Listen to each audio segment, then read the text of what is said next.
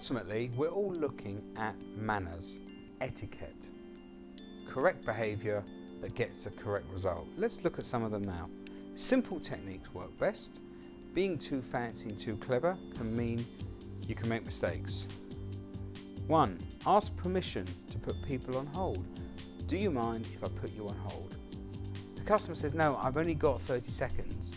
In which case you can say, right, well, let me take your number and we'll get someone to call you back, for example.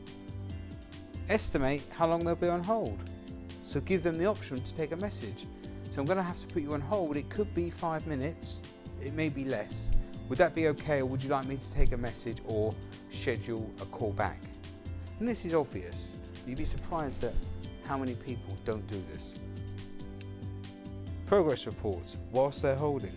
No one likes to feel forgotten, so when you've been waiting 30 seconds, a minute, go back to the call and say, just letting you know I'm waiting for that phone call to clear before I can put you through. Are you still okay to hold? Would you like me to take a message? Makes them feel valued. Yes, I'm fine. Thank them for waiting. Appreciate you holding on there. Your call is important to us. Take messages if needed, accurate messages. So, messaging itself has got a whole progress. So let's look at that, shall we? Taking an accurate message. 1. Have a notepad handy. Now, if you use everything on a system, have the right window open. Make sure it's all there in front of you. Make notes whilst on the phone call. Don't do it later, because you'll forget what was said, or you could forget what was said. And importantly, you won't be able to do the remaining points. When you've made your notes, summarise the notes to the caller. So say to them, so look, this is what I've made a note of. A, B, C, D. Is that correct? Because 1, it shows that you've listened. It shows that you're trying to get it right for the customer, even in taking a message. And if you, as the person taking the call, are making this much effort to take the message right, it will give the customer confidence that that's what you're trying to do with everything else. You're trying to get everything right for them. And that's invaluable. So don't think it's not important. Record. In other words, what you take down.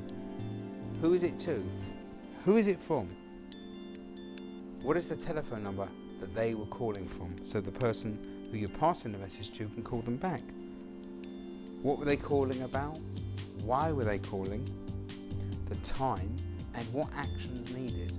Because if they don't know, the person who's sending the message, if they don't know that they're expected to call them back, what do you think? It could be a bad message.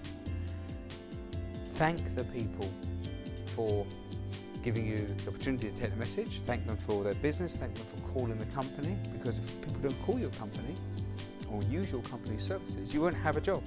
Eventually, you'll be out of a job amongst all of your colleagues.